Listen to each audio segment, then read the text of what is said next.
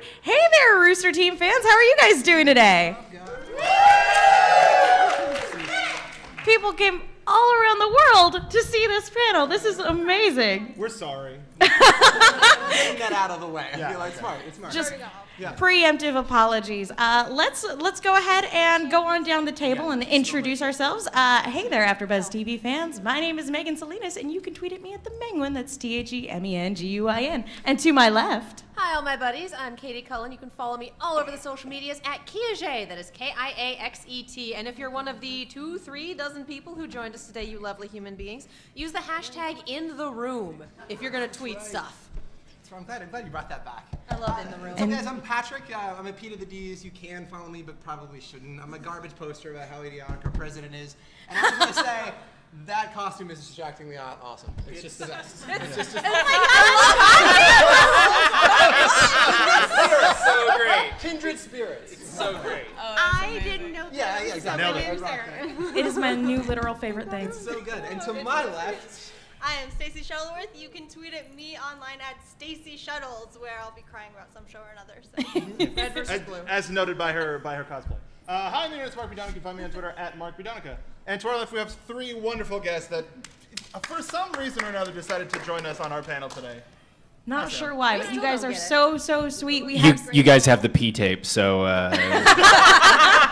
we were blackmailed into coming here. you are my favorite follow on Twitter. Is all I'm saying. You told everyone about Tumblr on that. It's not a secret. Well, these 3 need no introduction, but we're going to introduce them anyway. To Mark's left, Samantha Ireland. A lovely and wonderful human being. To her left, the lovely Jen Brown. And to her left, Shannon McCormick. No applause. Every applause needs to just be the I whack. just feel like if I work hard enough, I can be that when I grow up. So I need a picture with you when we're done. Taller and It's ganglier. I love it. Those of Blown you- over in the wind. Those of you watching on the live stream missed it, but somebody mentioned that there's a Knucklavy joke in there. I have to agree. Honest to goodness, like, you're gonna be shorthand jokes for the next time we're on a show together. Probably the next Camp after show. We're all gonna be doing this, and no one's gonna have a clue what we're talking about. You'll know, hashtag in the room. Like one of those big hugging pillows? Yeah. But also tweet Rooster Team, because evidently In the Room is being used by like 80,000 people that aren't important enough to be here. So We got it. We got it. Well, We get it. so let's not waste any time. Too late. We're gonna go ahead and get into it. This year, basically we're talking about most of our ABTV Rooster Team shows. As many of you may know, we at AfterBuzz TV, we do weekly recap shows for whatever show happens to be going on, and we here love Rooster Teeth. We have a new line, actually. We are the ESPN of television. Ooh. Yeah. So it just... Sports Center. Yeah. We are the ABC of television. I know it seems like we're the C-SPAN, but no. We're interesting, I promise. Mark, you said we're the ESPN of television. There's Yeah. already an ESPN on television. You know what I mean. That's Phil's line. Oh my God, is it? Yeah. Anyway, We're still testing it out. Yeah. Evidently. Market research. How is it, you guys? This Thumbs is a up, fu- thumbs up. We Is it good? AfterBuzz Yeah, focus okay. group? Our car salesman in the back of the room is giving an uncertain waiver. So, Half power. Well, let's. We've got a lot of shows to cover in our panel today, and not a ton of time. So let's go ahead and start off like RTX did. Let's start off talking about Camp because Camp has been Already did it 3 times. We're good. yeah. such a surprisingly hilarious and wonderful show. Every time I think they go a little bit too far, somehow they still manage to make it work. It's probably one of the best animated comedies I've seen come out in years. How are you guys feeling about the season so far? Oh my God. Do we want to hit on what we saw on the panel this morning? Do we Yeah, wanna sure. talk about that? So we got a few announcements. There will be 12 episodes this season. The season finale is going to be a 22-minute episode because they're not working hard enough, I guess. And their jokes, not mine. And evidently, it's going to be something about parents coming to Camp Campbell. Possibly. Because a fan asked something about that, and then they started making jokes about, well, that episode would need to be 22 minutes long, and it would be a lot of work. So which we totally nailed on our first episode of the after show this past Wednesday. We talked about it and said this should happen this season. We did it. Also, evidently, the quartermaster has a sister. Quarter sister. Quarter sister. Oh, did they announce that? I was not at the panel. They showed the first part of the episode. They showed a quick clip. Oh, they did. Yes, very short clip. They with that whole episode. They showed the first part of it. Cold open. Just the cold open. Sans sound effects, but they did mention that he still had pants on.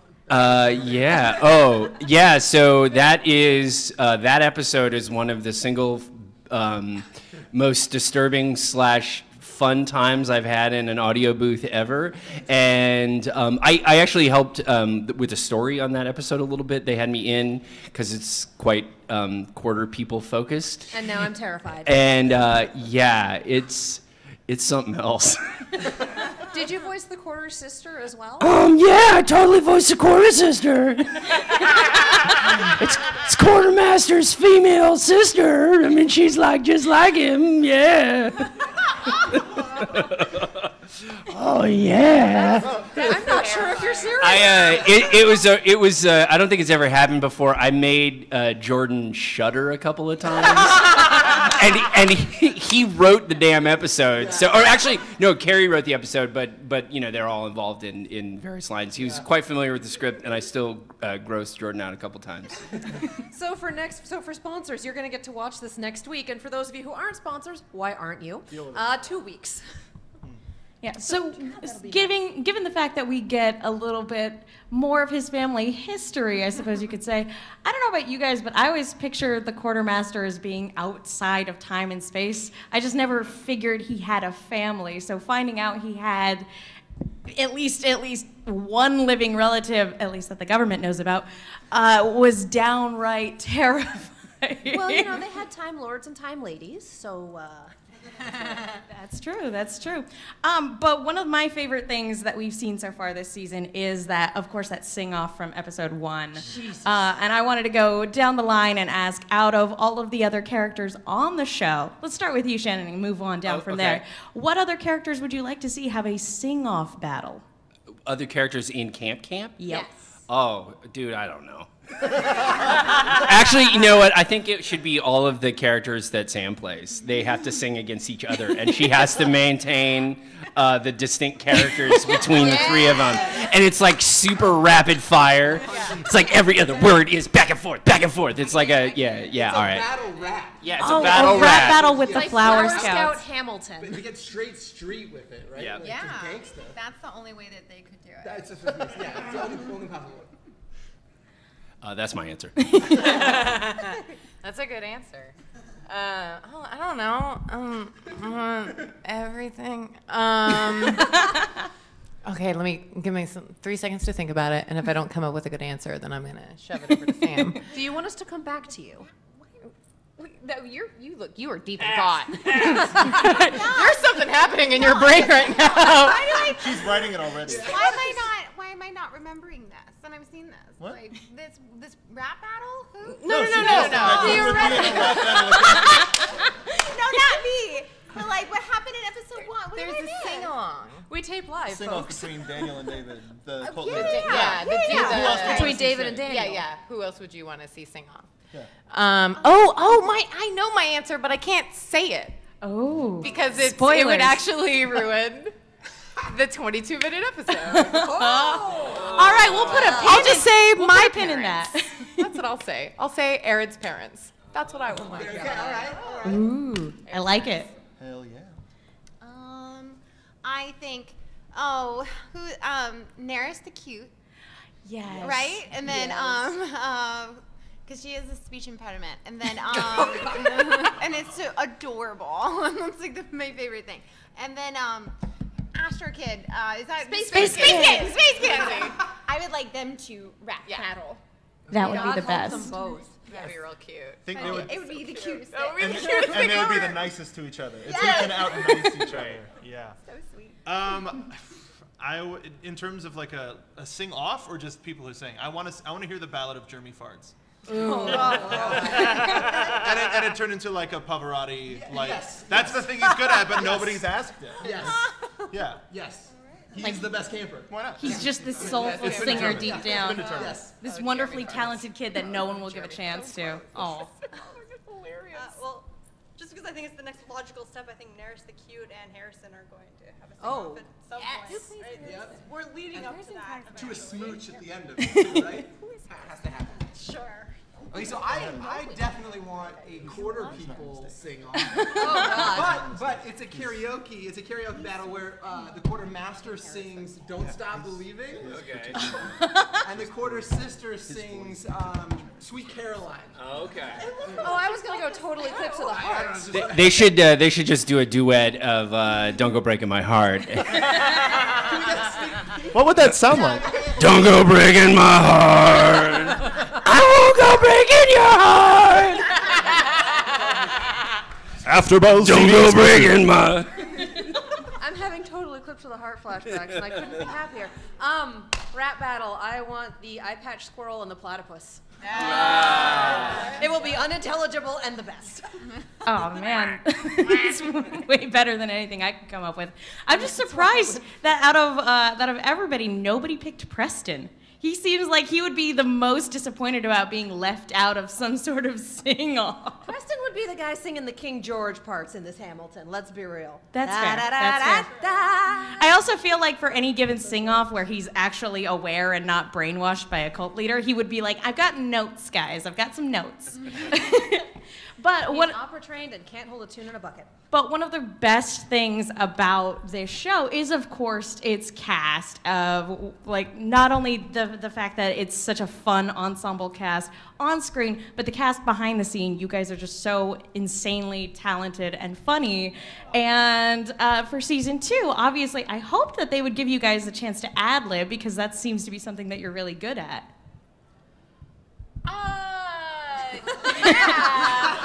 The dead silence after that.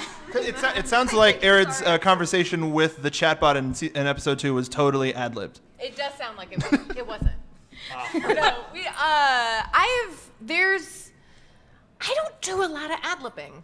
I think Shannon occasionally does, but and you guys, I've never done ad-libbing. Actually, no, that's not true. I ad-lib for Eric, but they never use it because I always do really dirty stuff. Actually, that's not true. Wait, and they don't. I say like really fucked up shit And they don't. in the Eric voice, and they don't keep it. I do actually. That's funny. I'm thinking about that. I do ad-lib, but I don't think they've ever used any of it. Sounds about right. Well, sadly, I feel like that's probably all the time we have for Camp because we've got a couple other shows to get. 85 more shows. We've got 85 more shows to get through. Yeah, but We can talk about the show that's been making me cry for the past 4 weeks. Hold on, wait a moment. What? What was that, Sam? You're gonna get to know more about the Flower Scouts. That is fantastic. Can you tell us how soon? No, because I don't remember. Out of the 3 Flower Scouts, which one are you most excited for people to see the development of? Aaron. All right. I have a soft spot for Tabby with 2 eyes. Tabby is surprising, but Aaron, I feel like you'll get to know more on a level. Because I did. So, but yeah, I'm excited. Cannot wait. So yeah, switching gears over to Red versus Blue. Katie, how do you feel about this season? I need to stop asking for things. Because if anyone watches our reaction videos, you all know the reaction to episode 10 was 53 minutes long. God. Because I've been sitting here for the last 2 seasons going, Wash is my favorite. We haven't had a lot for him this season. And, oh, hey, he's back. Oh, he's back. Oh, hey, we're going back to the Freelancers. What? We are in serial killer territory. We're in a murder fridge. I am not okay. And so this is Schrodinger's Wash for the 3rd time in 3 seasons, and I'm done. Like, dying. Why don't you tell us how you really feel? You guys think that's intense out there? Like, try being like 6 inches from that. Like, she feels for red and blue. Patrick's dying by proxy. Patrick is just like, I'm gonna fucking I don't know. I was a big fan of the Murder Room. big horror movie fan. I'm like, yeah, Murder Room. I'm all about it. Oh yeah, girl. When I read that script, I was like, did they do this just for me? Oh my god! They're gonna murder my character terribly. I'm so happy. And you just turn to them and you're like, Joe, was this a present? Was this a birthday present? Joe! Oh, it made me so, like, we were reading it, I was reading it at home, like, because, you know, they send you the scripts, and I was reading it through, and looking, and then I was like, what the, oh, fuck, that's dark. That's real dark. You've summarized everyone's reaction. Yeah. I was like, oh my god, that's gross. And then also, wait, are we caught up to that episode? We're at episode, I want to say 14 as of last week. Right, we saw the flashback. We did. Okay, Yes. right, okay. We saw what's making Carolina. Temple. Okay. We saw what's making Temple so cross Yeah. this season. And Joe was, I'll tell you right, Joe was ecstatic to tell me about that. Like, he was like, oh, this is so exciting. So it's all Carolina's fault. Like, she totally fucked up. Like, he was so excited. Like, I was like, oh, that's so awful. Oh man. He was just so gleeful. Everything. He's like, oh, and then we're going to do this. And I think I'm going to do this, but I'm not sure. We'll see. I haven't decided yet. Like, I love Joe. You're killing me. I love Joe as a person, period. Loved him before he started working for Rooster Teeth because I knew him beforehand. And as soon as I knew he was taking charge this season, I was like, oh, this is going to be good. This is going to be really good. Because he's smart. He's real smart. Yeah, so was he kind of like talking through it with you to like kind of gauge your reaction as to how you felt about like Carolina's past coming back to haunt everybody this season? No, more of just like, here's what's happening. Enjoy. Here you go. I mean, and I knew some stuff was going to go on because he had already told me before the season even started. He's like, yeah, I really want to, we're going to do some cool stuff with Carolina this year. And I was like, yay, okay, cool. I'm okay with that. Let's do it. She's going to turn a corner in her character development and then get murdered. Right. Well, that's the thing. Like, and there was more of that this season too, and they started doing it last season. But like, I get to be a human. Yeah. I get to be like an actual person that has feelings, aside from just like, I hate everything and you all must die. Well, not for long. That rocket toss, though, is probably the single coolest moment in Red versus Blue. Like, yeah, I'd say the text fight with everybody has gotten so seemingly played out now, but that rocket throw is the. Did you do the mocap for that? No. That's a shame. No, I do not do mocap for this show. No, that's so unfortunate. It would be a completely different Carolina if they had me do the mocap. Not that I'm not tough, but like. Your reaction to the script would be a lot different. Like, no, I have to do what? No. Oh no. I know Boy does Carolina mocap every once in a while because my friend Aaron Alexander has told me that he's done mocap for me. And he's a big old awesome big dude. Big dude. So what were your favorite things that Carolina and Wash did during the 10-month siesta? Dead silence, all right. That you can talk about. If you can talk about it. I don't know. I didn't really think about that. I think Carolina trying her hardest to be the best at being lazy was just so adorable. Oh, the stuff that they showed. Yes. Yeah, of the stuff from the episode. Okay. Yeah. I thought you would just be like, in general, like, oh, I didn't think about that. Well, let's go into NDA What did you develop? Tell me your headcanon of what they did. Tumblr needs to know. Well, we're professional adjacent, so I can ask dumb questions. Yeah. No, the trying hard to be lazy thing, the band thing, I loved. I loved the band thing. I know, so good.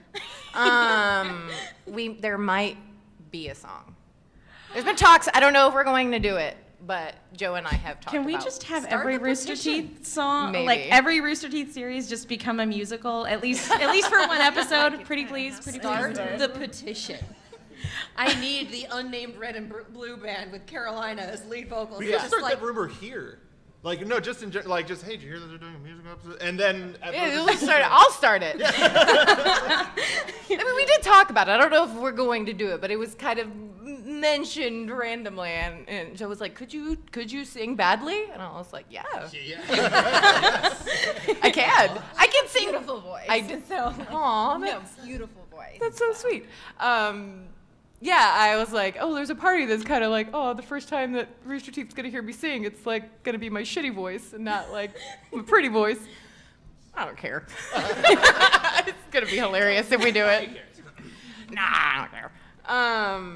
But it'll be fun if we get to. It's been tough. Who knows? I would also not put it past Temple to be like so like have so much of an ego that he would give himself a villain song. Like he's just that. I mean, he looks up Shakespearean quotes for dummies, for goodness sake. I'm also the best.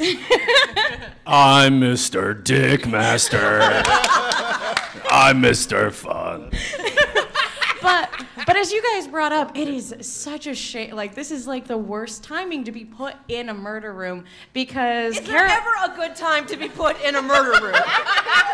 Well, no, but like when you've had a pivotal moment of character development for two of the series' most beloved characters, yeah, I think murder room is like the last thing you want to do as soon as you have a very pivotal moment.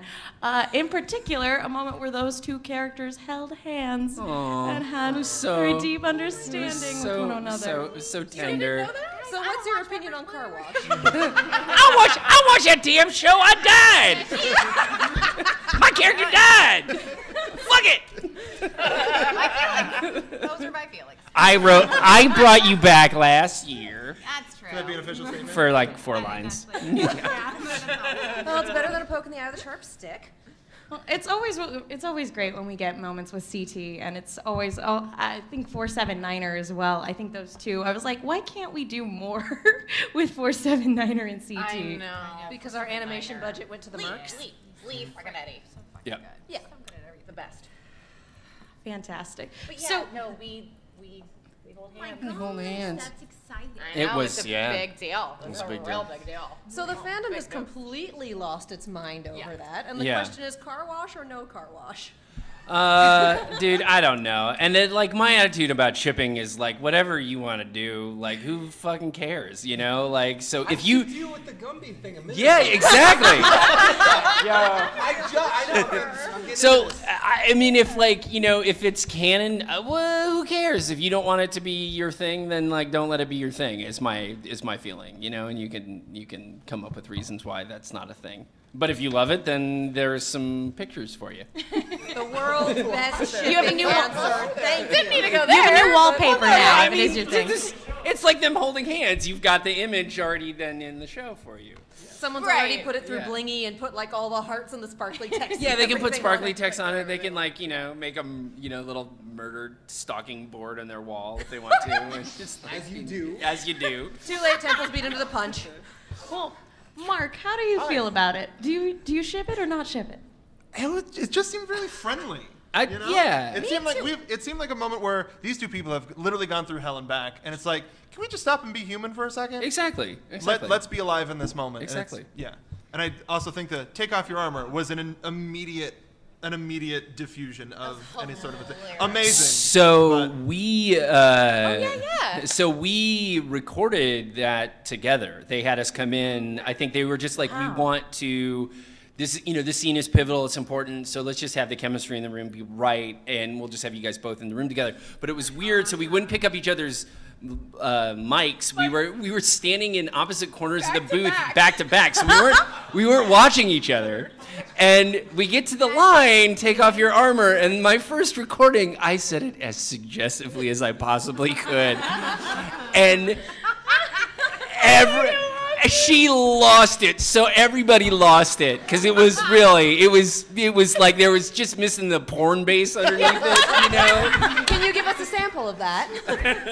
It was, anyway, it was, yeah, it's just, take off your armor. And I immediately She just went, whoa!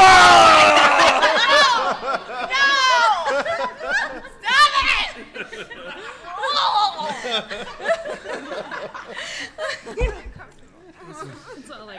Then they're like, after they calm down, they're just like, maybe tone that down a little. Take it down a couple notches. Yeah, just dial it down. One or Not two. about that. Not about that. Well, I really like, even though I feel like it was pretty easy to see through what like, sort of Temple was being the bad guy, I really like the idea of him sort of, at least in his own mind, being able to justify his actions. I thought that was really cool, and not to mention the initial kind of murder mystery, kind of whodunit setup at the very beginning. I like that we got almost immediate payoff for it because it means we're only like halfway through the season, right? Thereabouts. It means that there's going to be even more stuff to come where I thought that would be like overarching stuff. Well, this season's been really good at, here's a premise. Wait, no, okay, we were messing with you. Here's the premise. Wait, no, okay, we were messing with you. Actually, that Merc is just a lawyer. Actually, there's this. Actually, there's that. Oh, and now there's a murder fridge. There's your been premise. a lot of great misdirects, and I'm really enjoying it. Joe's been doing.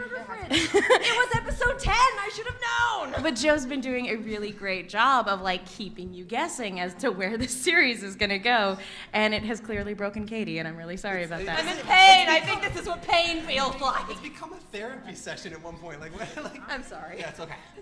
I just want to find a significant other who loves me as much as you love Red. We'd all be better for It's it. an abusive relationship. Fair enough. That's disgusting. But Wow. what? Are How you about? saying I can't find love? No, I'm saying Are you that saying I can't find love? saying that abuse is disgusting. And Jen's over Anyway. there nodding. Let No. No, but let Mark talk. hi. Joe is the best, and in case you missed it, we had him on not this last, but the episode before of our after show for Red vs. Blue. Go check it out. He gave us a lot of. No, I can't answer that. Stuff. I can't answer that. He gave us a lot of interesting, maybe hints. Took notes on our discussion. He's just like, oh, that's what you think is going to happen. Interesting, interesting. He poker faces pretty well. He just get oddly silent at certain points, and it was really funny. Adorable cat. Very cute, very cute. For those of you who like cat videos on the internet. Well, now I kind of want to switch gears again and talk about a show that near and dear to my heart. Not that any of the other Rooster Teeth shows aren't. They're all fantastic. But my personal favorite at the moment would be RWBY. And so I want to switch gears real quick and start talking about RWBY. Because, oh my goodness, if we're talking about shows that put me and my heart through the ringer, definitely. We had a new addition to the panel this season. The lovely Stacey Shuttleworth joined us this season, and I don't know about you guys, I think she's fantastic. Stacey, how did you get into RWBY? Oh my gosh. I don't even know. I mean, it's something I saw online and just kind of started watching, and it was like instant love. This is a wonderful little crazily animated thing that was just fun to watch at first.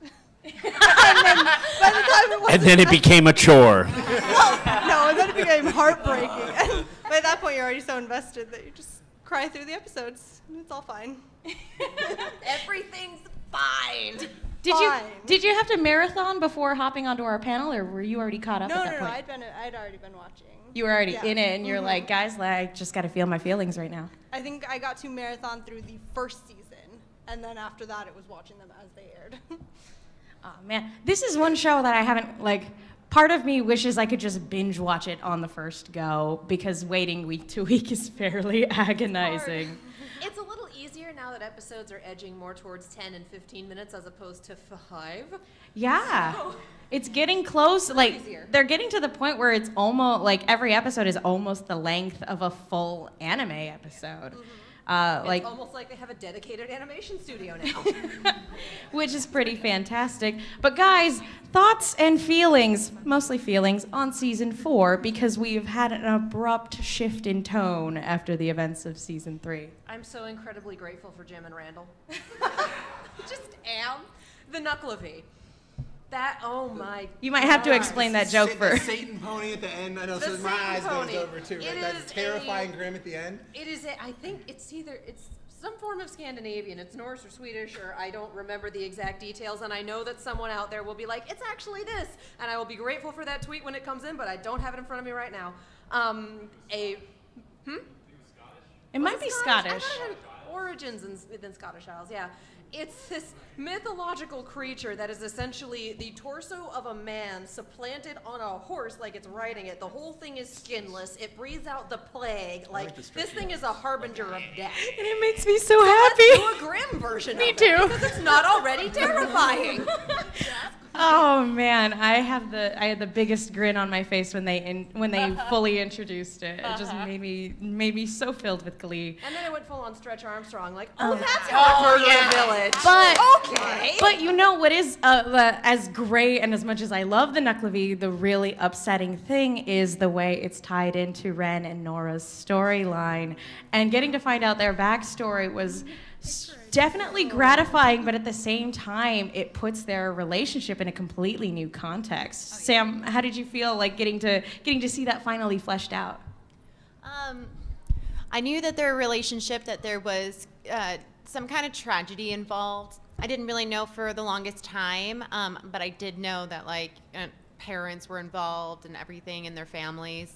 And so I was really excited that we were gonna actually get into it. And when I got this, when the script started coming in, it was very, very like, oh, I'm gonna cry now. It was very emotional. I was like, oh my goodness, like this is actually incredibly traumatic.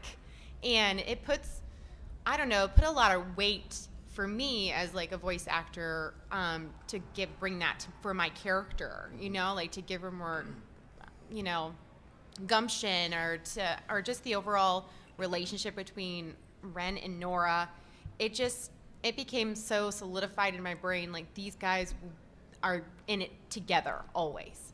And I loved it, and I'm really, really glad that we got to start saying it. I mean, there's more that's gonna be revealed. I don't know when, and I still don't even know what that stuff is, but I know there's more to come. And I will say, like, watching the episode after reading it, I was a mess. I was like, I didn't think it was gonna hit my heart so hard, and like I knew it was gonna happen, and the particular, you know, the whole flashback episode, and I think that's like episode 10 or something, and then the very last episode in their interaction, I was just like, I love everything about this so much. And I think you see them as young adults now. We don't see them as kids, which I really like. I'm really glad that they chose to do even this, I think it's like, what, 7 months or something like that, but I feel like that they grew up so fast. And I think it's really lovely to see, especially at least for Nora, we see her as such a child, but she is more than that. Yeah. And with Ren, we've always wondered what has been so subdued about him, what's kept us from knowing him more. And now we just know, like, so much. Yeah. And it's just really beautiful. So that's my long-winded answer. Well, given that oh yes, absolutely. Like, given that part of their lives and that's sort of something that they now have resolved and that they can now move past, where would you like to see their relationship go in the future? Well, I like what we were given. I didn't know that the helicopter scene happened where they held hands, like at the end. I didn't know because I didn't have lines, so when I was reading them, if I don't have lines on the page, I don't know what's going on. You don't record edits for hand-holding stuff. So I didn't know that was going to happen, so it was just as much a surprise for me as it was for everyone that was watching. And I was like, oh, okay. So it's just gonna happen, right? So that's I would like, because they're older. I don't know. I would like them to have a relationship, but I don't know if that's ever gonna happen or be appropriate. There might not be a time for romance. Like, there's a lot of shit that's gotta happen. So like a lot of things have to be taken care of at this point. So I don't think that's such like an intricate thing right now, but that's what I would like. I would like there to be a relationship as they grow older. So that's my take. It's hard to romance in the apocalypse. Yeah. Again, more important things going on. Although that is, but love. But that's human nature, though. Yeah, like it's been proven, like during history, in times of like horrendous horrible fucking historical events, people still have to have joy. People still need to find love. Like I'm not gonna get heavy, but just it's too late. I mean, you have to. There are things that you have to cling to in order to hold on to your humanity. That's how people come home from wars, you know. So I mean, we'll see if it's important and if it's gonna happen. But I hope it does, because I think, I don't know, it would be. That'd be so sweet. It'd be so sweet. One, if you're gonna pick, sweet, and then I think also just because of their age, that's happening. You know, that's for true. that age in our lives, you start falling in love, or you think you start falling in love, and so it's I don't know. Speaking of romance, we got a little bit of Pyrrha back in this season. Oh my God, guys, I cried that too. Yeah. Show of hands, who cried? I cried when I read the script. It was not okay. I cried recording it. It's okay. But I did a little bit, and so did everybody else in the booth. It was hard. It's hard. It's hard. It's a really beautiful scene. It's gorgeous. It's really well handled. I thought they did it nice. I thought it was nicer, a much friendlier version of what I told them they should do. Mine was way meaner. What did you tell them to do? I told them that they should have Jean obsessively watching the Pumpkin Pete's commercial. So then you get funny and sad. So you get like Jean crying, but then you see me going like, cereal. Like, well, that's what I told them. I had a very visceral reaction walking down the halls of the convention center yesterday when we went to go pick up our badges, seeing the Pumpkin Pete banners that they have hanging in the hall. I had a very visceral reaction, and I started taking pictures, and I was basically screaming about it, not realizing that the people I was walking with hadn't necessarily been caught up. So they just, as we continued walking, they're like, so she dies. And I went, oh no. Wait, are those people in our house? Yes. Oh my God. I recently started showing a friend of mine RWBY, and we got through season 2, and he's like, I think that Pyrrha's my favorite character. I like her a lot. I definitely had. I've done it. Yeah. I've done it. I did it to someone I know who I forgot was a RWBY fan, because we both go to a different convention. We both do Fantastic Fest, and we were hanging out at Fantastic Fest, and I knew he was a fan of RWBY. That's all I knew, but we were talking about something. I'm like, oh, well, I'm dead. And he goes, what? And I was like, oh, fuck, Terry, I'm so sorry. I just assumed it's been out forever. Like, why have you not watched it? At this point. Pyrrha was set up for death. Like, her name was based on from the get-go. Like, we all knew that. Yeah. And then we all got comfortable. I know. That was a mistake. I knew the whole time. Try keeping that secret in for 3 fucking years. Oh, and sorry, I cut off. Even looking back at like our after shows where we had you on as a guest, like asking like where does Jean and Pyrrha's relationship go from here? And you're like, I don't know. Check in with me August of next year. All those revealed. That was a hard thing to. It wasn't hard to keep secret, but it was just I felt bad. Anyone that talked to me, I felt terrible because I knew what was going to happen. Like I just was like, oh, please don't get too attached. Definitely felt bad anytime I talked to anybody. Like last year here at RTX, somebody had just gotten through season 2, and they're like, oh yeah, Pyrrha's my favorite character. I'm like, yeah, she's so cool. How did you feel about Miles firing the stuffed Pyrrhas out of the t-shirt cannon this morning? What? Yeah, he was firing. At the RWBY panel. He stuffed them in a big wiener cannon and just fired them into the audience. Oh, really? Yeah. That's Miles's relationship to Pyrrha in a metaphor right there. The wiener cannon. Well, talking about The really messed up ones, like the ones where my ears are off, those dolls? Yeah, the stuffed ones. The stuffed ones, yeah, those are terrifying looking. Well, I got one, and it's great, but one ear is sewn up here, and one's like on her cheek. It's so hilarious. Like, it's so mis-sewn, like, super mis-sewn. And she's like, there's this little face. talking about how important it is for a show to have actions with consequences. How would you like to see like further ramifications of Pyrrha not being in the show anymore? How would you like to see other characters dealing with that? Or do you feel like it's just something they need to move on from? Oh no, I think seeing them deal with it is good because that's real life. That's what you do. Something tragic like that happens to you, you just don't like forget it. You're not just like, I'm over it. Yeah. We have friendship, so we're great. I would, you know what I missed and what I would like to see, but it's too late now, is I would have liked to see a funeral. I would have liked to see a memorial. I would have liked to see her family. I would have liked to met her mom and her parents. Like, Flashback episode. That's what I wanted. There's still time for that, I think. Yeah, maybe. Like, if they ever find each other, I think we all need to grieve now and have a moment together. There's still a chance for it, I'm sure. It just hasn't happened. That's what I want to see. Well, that's what I want to see. Again, it's a show with a lot of really interesting character dynamics, and one of the most interesting, I think, this season was actually Ozpin's character dynamic with Oscar, of all things. And so I was real confused. Full Yu-Gi-Oh! I was so That's okay. So are Miles and Carrie. I walked into the booth and I was like, okay, what's going on? Because I just read this episode. What the fuck?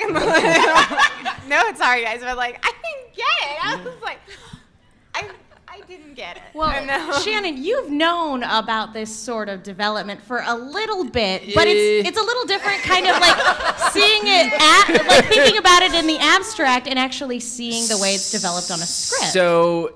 So what's going on with Oscar and Ozpin is half long-term master plan from Miles and Carrie and the writing team, and half winging it from week to week. So that's like, pardon? That's a show. That's exactly. But unlike say Pyrrha, where it was like they knew she was gonna die defending the school. That from the beginning, like it was never like, okay, so then Ozpin gets killed, but not really, because he's gonna just inhabit a new host. That was never really presented, and so then they went that direction, and they're kind of still feeling out how the host symbiote relationship works exactly. So we're still feeling our way through it. Does it put your perspective of Ozpin in kind of a new light, thinking that all this time through the other seasons he's had a voice, or he's potentially had a voice in his head that whole time? Or is he the voice in the head that subsumed the host?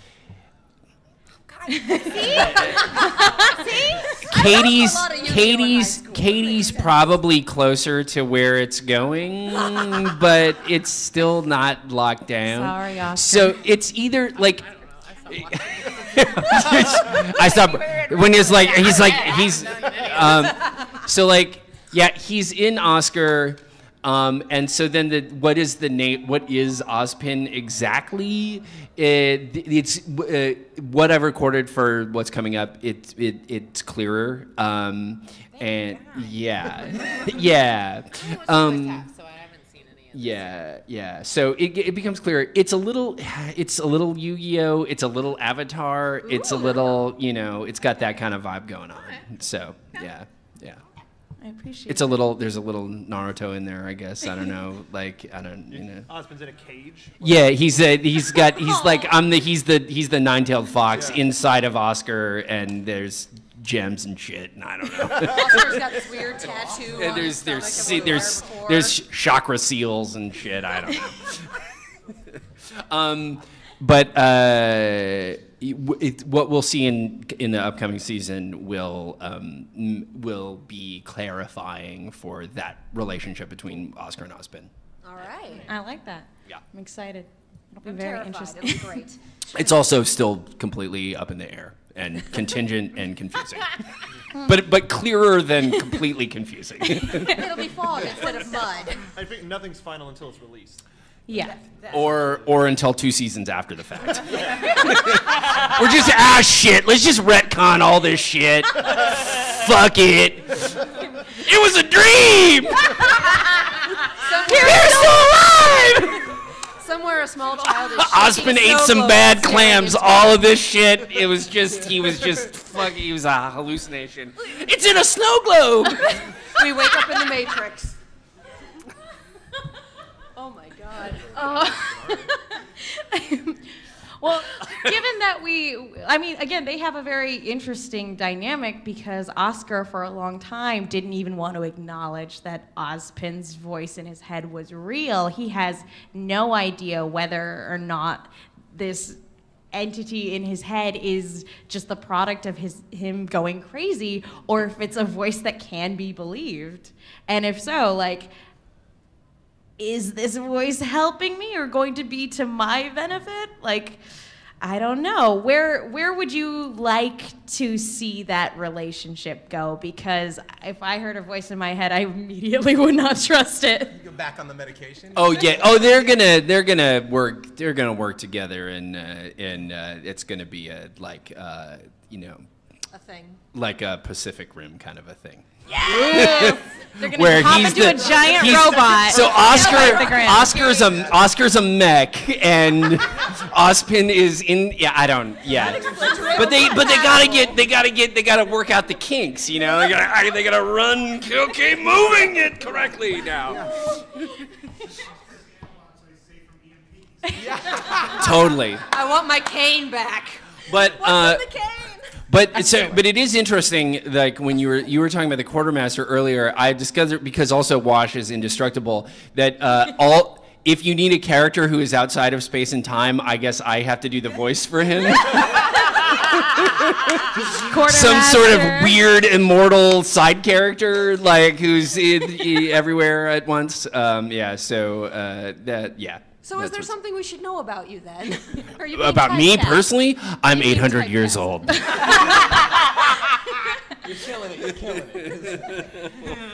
That checks out. So we are running a little short on time. I just wanted to go across the panel. Any final thoughts on season 4 of RWBY and/or exciting thoughts about what season 5 could bring?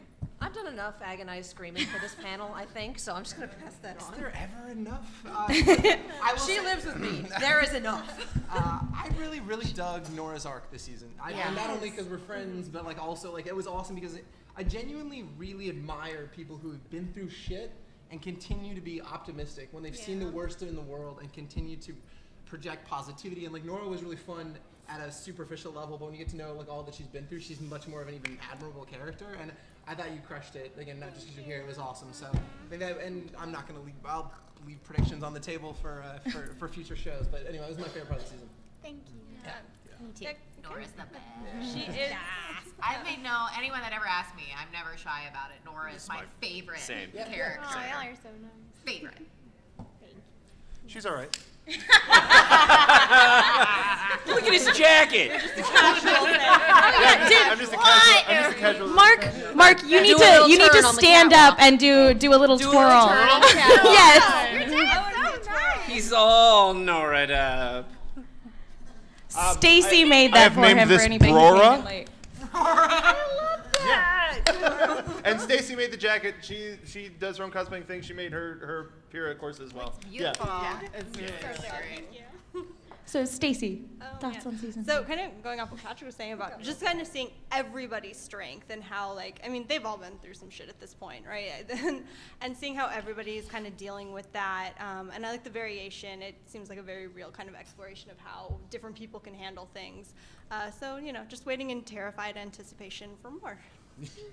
Seriously. That's about where I am. I'm excited to see where Jean goes this season because he seems like he's losing a little bit more of himself as we go further and further, especially after Crow told the story of the two brothers. Totally. He's just starting to not be able to handle stuff. Well, the world's not what he thought it was, right? Yeah. So I think that's such a shift.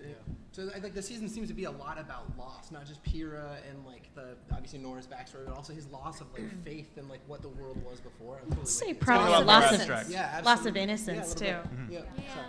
So I'm looking forward to that, and all of season 4 it was just on bated breath to see, and just hearing Pyrrha's voice at the first couple episodes, just like, what are they doing?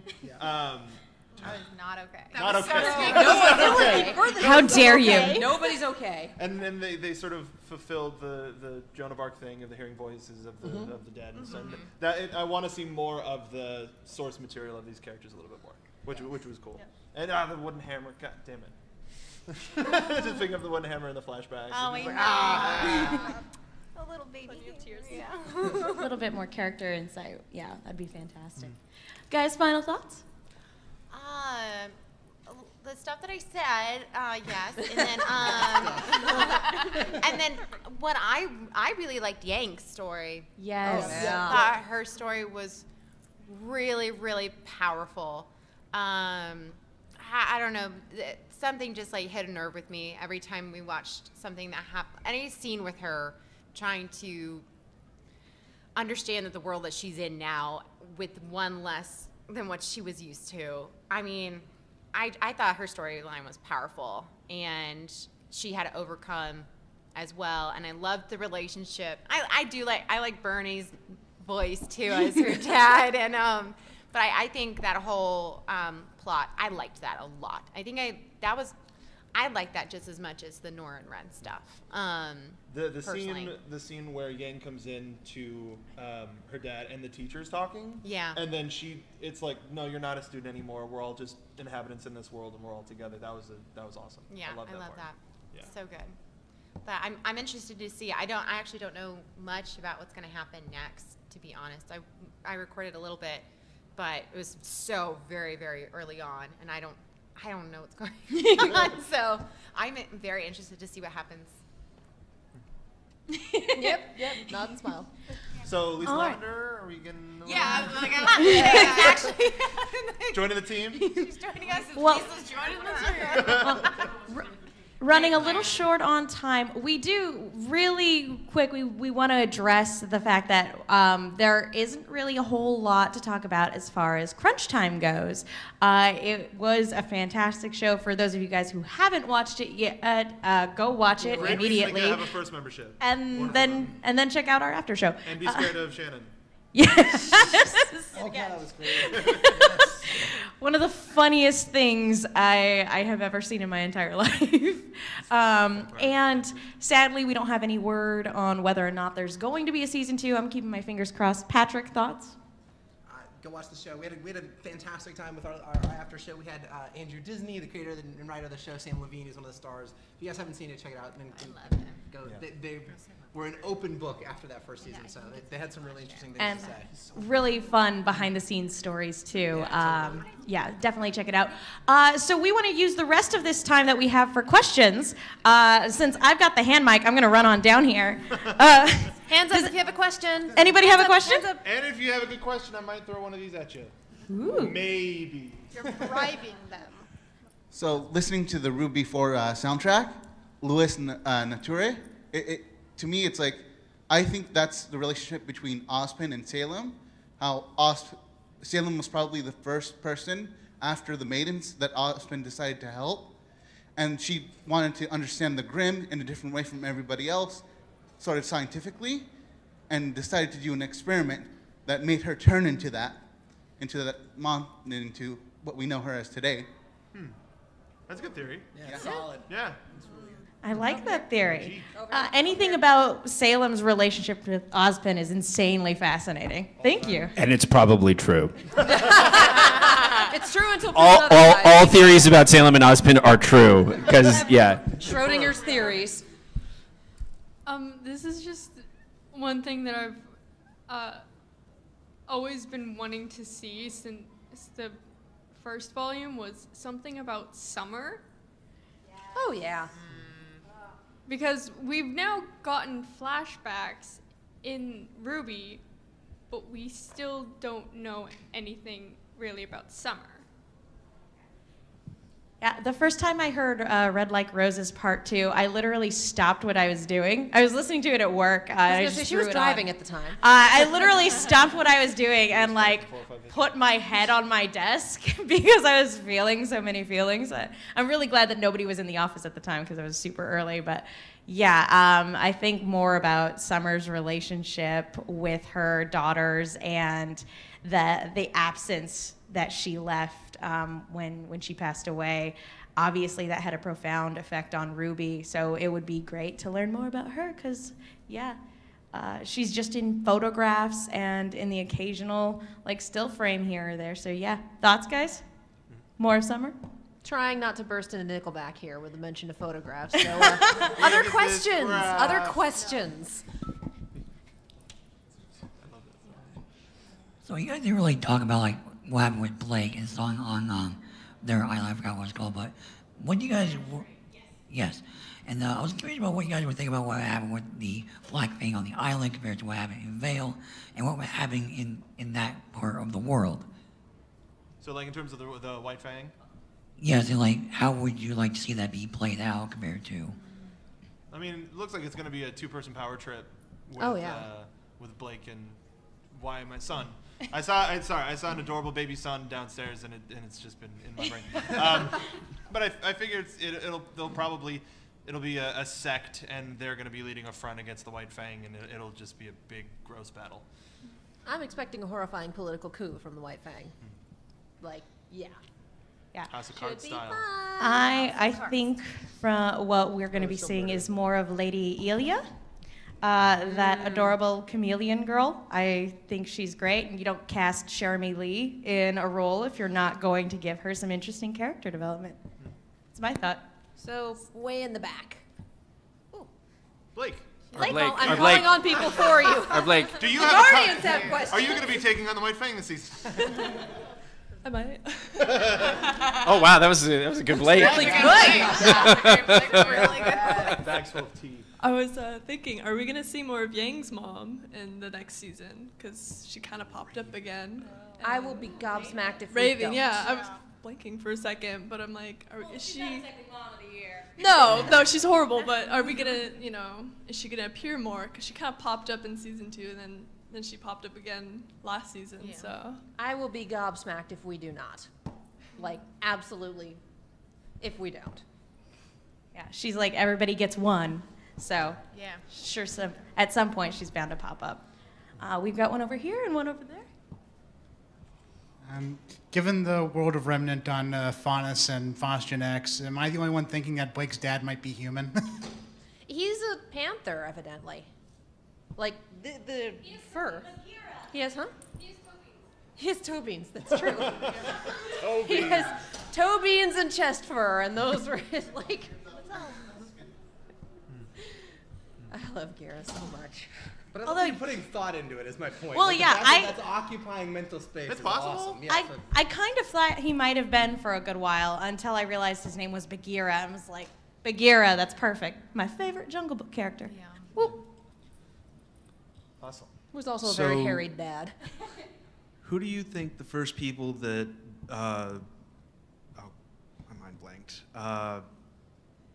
It's going around, it's contagious. Weiss and, I really can't remember. Winter? No, but like Her Weiss horrifying and, tiny child brother. Wesley, right? Was that his name? No, but like Whitley. they're kind of going off on their own adventures, and I was wondering if you thought maybe they would be like trying to find some of their old teammates. Probably. Weiss made an escape. Yeah. Yay. I don't know, guys, thoughts? Yes. Well, I mean, to be fair, we're not quite sure which direction Yang went in when she was riding her motorcycle. I assumed she was trying to find Ruby. I'm on the rum team Ruby. She totally took it right. I think so too. Took that right, right? I think Am I so wrong? She too. took it right. Thank you. We put it in bed. We settled. I It's done. I concur. decided. Personally, I think Weiss went to Winter. That's my guess. It's the only family she has left, and going with her sister might be a good way to regroup. I feel like she got the blue and white hell out of that kingdom entirely. Yeah. Yeah. Maybe. Roadly to Mistral. I mean, they could all very well be converging on the same spot. And I mean, they were closing the gates, so if you don't get out of that kingdom, you're not getting out of that. So To get there ASAP. Hi. Well, first, I was at Carrie and Grace signing. They told me to say hi to you guys. Oh I my told them I was going to God. be here. Yay. Uh, You That's them. I was gonna ask. I was wondering. Next level, get a tattoo. Yeah, it's pretty good. Because your I head. go to a so Doctor many Who times. convention and we just do tally marks because of the whole silence thing. But I'm like, no, this isn't Gallifrey. There aren't enough ribbons. What's going on? I don't know what you just said, but Welcome Anyway. to the panel. Regional Welcome to the panel. It happened. anyway, have you guys considered doing a show for day 5? We decided not to do a show for day 5 because it is sponsor-only content and it's long-form sponsor-only content, and we didn't want to be the people who were like, well, if you don't have a sponsor membership, we sit here and talk about what it's about. Like, ew. Didn't want to do the thing. Yeah, Crunch Time was sponsor only though. But I Yeah, hypocrites. I really like Hypocrites. That sounds like we're fucking doing Crunch Also, Time. the pitch process for AfterBuzz TV, it's not just like, hey, the show comes out this week, can we do it? It's because of scheduling, and we run 30 to 35 shows a day. So just being like, hey, can we do this one? It takes a little bit longer, and day 5 came out, and then we got to talk to everybody here at RTX last year, and the time frames didn't match up. There is a month now leading up to season 2, so I'm not saying that it's impossible, but we haven't started talking about it yet, but we could. For the record, love day 5. It is amazing. It's so good. Oh my God. We're running short on time, No, so we're out of We're time. out. We are out of We're time. out. We're done. We got time is up. Yeah. Sorry, guys. Let's talk afterwards. All right. Well, Yeah. that does it for our panel. So And Jen and I have thank to you take guys up. so much for joining us.